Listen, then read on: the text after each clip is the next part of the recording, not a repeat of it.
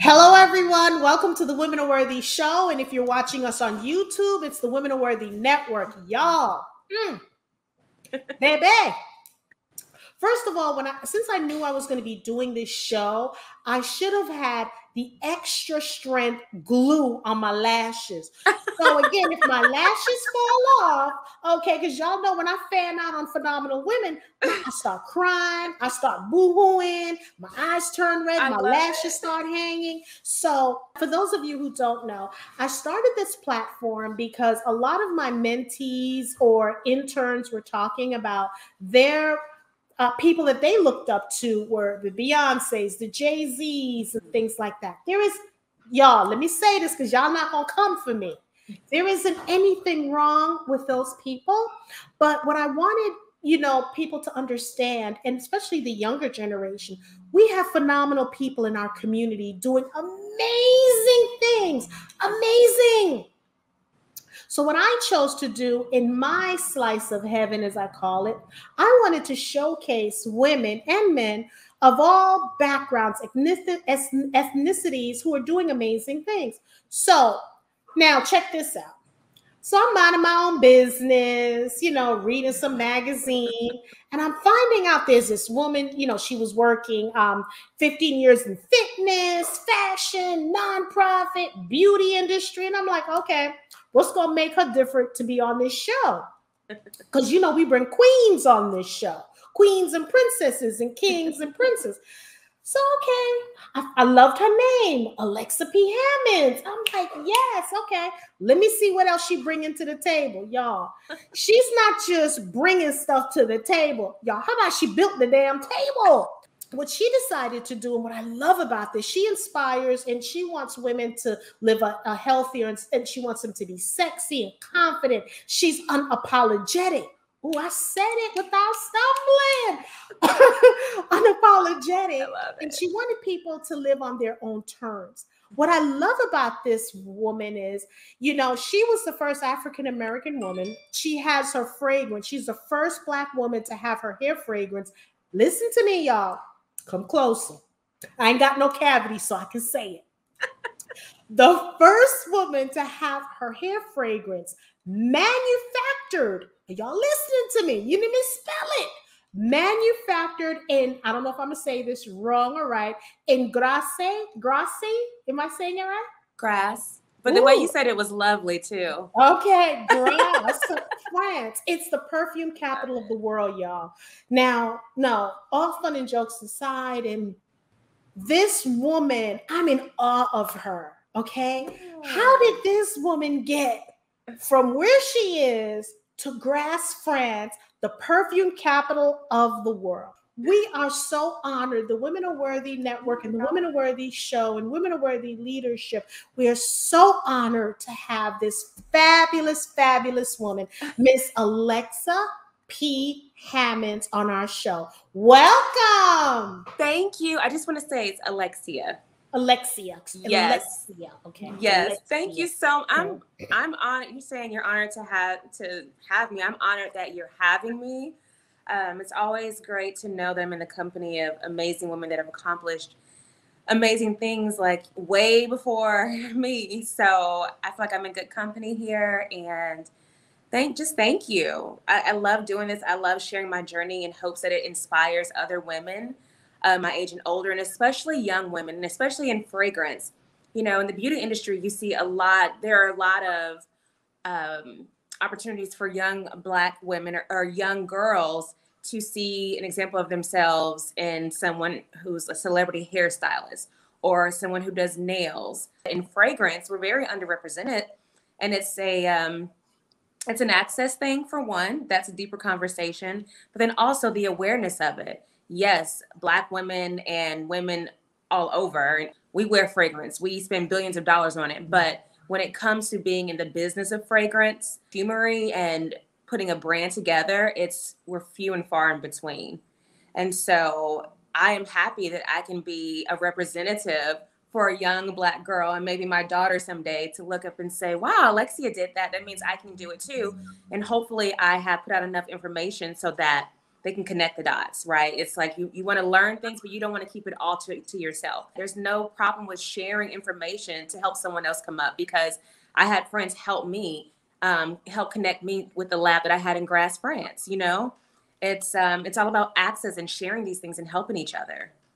And see, and that's what I want women to understand. And I keep talking about it with every show that I do. We have to learn to share until we learn that we need to collaborate more. Because if we're true sisters, and Absolutely. if you make it and you're going to pull me up, we have to release and relinquish the ego, because it's all about ego. It shouldn't matter whose name is called first. What we need to, as long as someone's name is being called, you know what I'm saying? So we need to relinquish that. So I want to know, what made you have the balls to say this in such a, I don't know if it's a male dominated industry, but I know it's not an African American dominated industry. Right. How did you, like, what sparked that for you to say, this is what I'm going to do? So the women in my family, my mother, my grandmothers, and my aunts, they really taught me about the aesthetics of beauty, why it's important for a woman to carry herself a certain way. They put me in dance and in finishing school for posture. And it's just all about the aesthetic and how you present yourself, not on a superficial level, but it's just important as young women, especially young Black women.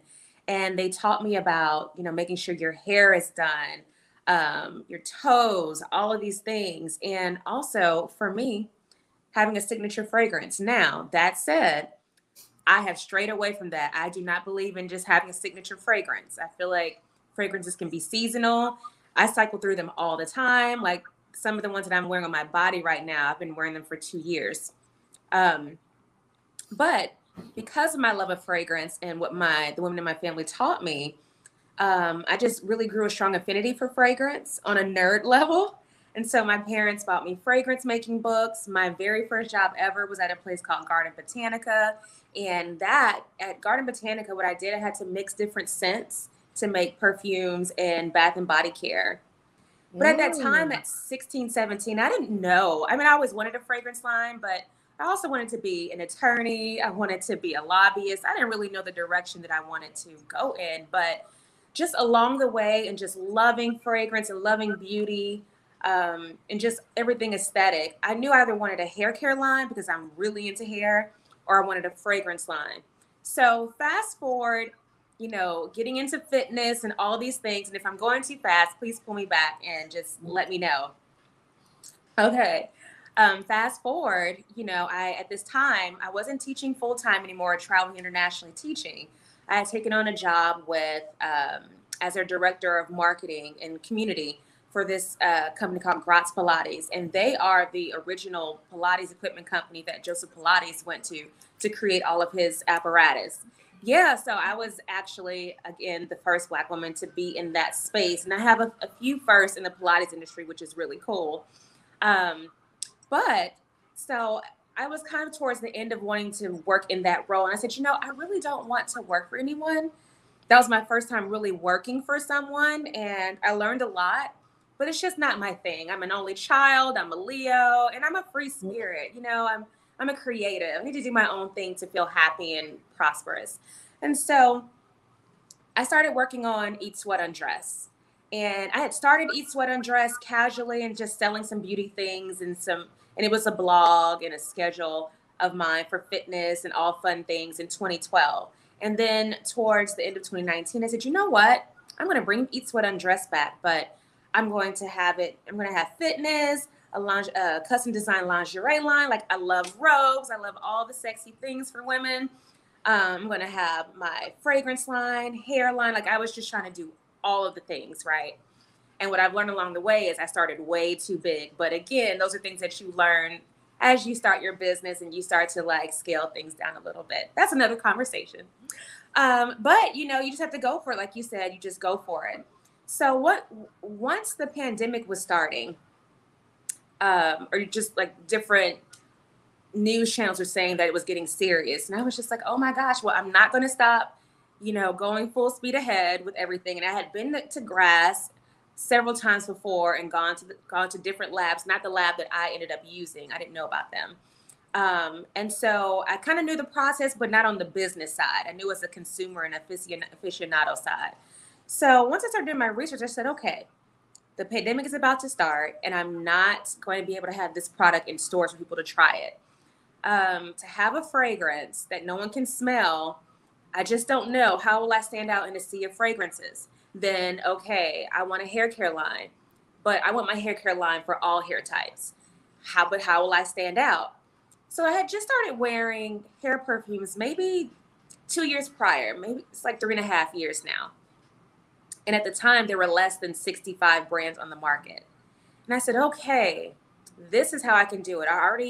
This is my way to blend my love of hair care and perfume into one. But then again, how will I make it stand out? Because all the brands that were available were the big brands like Tom Ford, Byredo, Chanel, which Chanel 63 years ago now, they are the originators of hair perfume. And so let me touch on that. So Chanel, the function of the hair perfume was to cover up the smell of cigarette smoke and being on the train. That was the initial reason for creating hair perfume. And then over the years, it's developed into just another ancillary beauty product in your purse or, wherever. And so I said, okay, there's these major brands. And so I bought all of them and I smelled all of them. Some were great, some were not. I said, okay, where's my difference here? My difference. Okay, I'm going to find those 2 luxury hair care benefits that I can put in mine. So at the time, and I still think to this date, I'm the only hair perfume on the market that has 2 luxury hair care benefits, cashmelan and keratin. So that was my difference there. Then, okay, let's go for packaging. I always tell people all the time, there's almost nothing new under the sun, but it comes down to, do you have the budget for it to make it different, or is your product different? I always tell people, you have to find your difference. That is your ticket along the way. Find your difference. That is the money right there.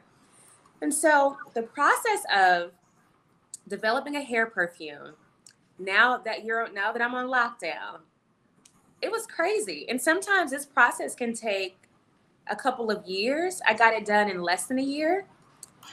But it was a very rigorous process. I went through over 375 different fragrance sample formulations. So I'm sitting in my living room in my pandemic pajamas, having conference calls with my lab and the perfumers in Grasse, France, via Zoom, back and forth. And then they're sending me new samples, and we're smelling it. And I'm telling them, okay, this doesn't work, or this smells like, a basic watermelon. This is not sophisticated enough, or, oh, this is too complex. And what I knew, I had already had the names of my fragrances, and I have 5. There's Dallas, Deani Beach, Garden Party, Coco Nee, and my top seller, Carnivore. Carnivore is what I created my line around. So I had already created the name and the stories first, and then I selected the notes that I felt fit the mood and the story of each fragrance.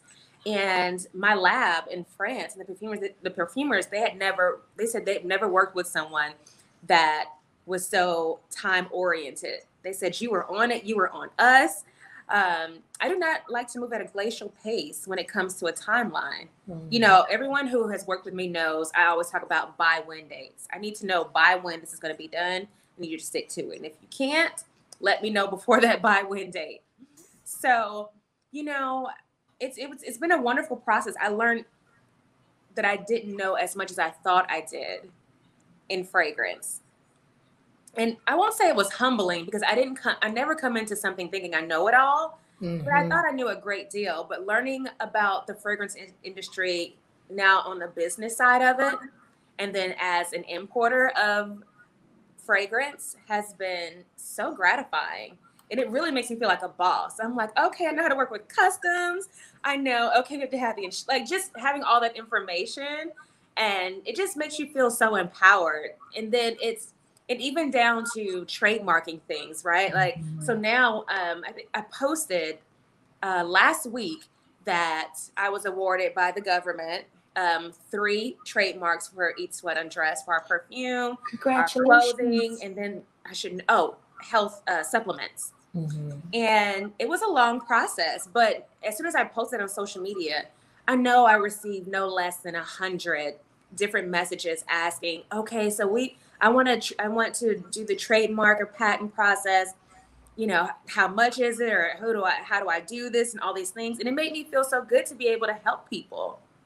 You know, I love sharing information. I love, you know, I am not one that's tight with contacts or tight with information, because it's not going to do anything. It's not going to hurt where I'm at, or it's not going to hurt my progress, you know? And I do wish, like we said, that everyone felt like that, but they don't. So that's the quick story of why hair fragrance, because I love hair. I am someone that gets my hair done every week. I love it. I just feel beautiful in the hair salon. It's something I grew up doing. My mom and I would go every week. And then I love fragrance. I wear fragrance all times of day.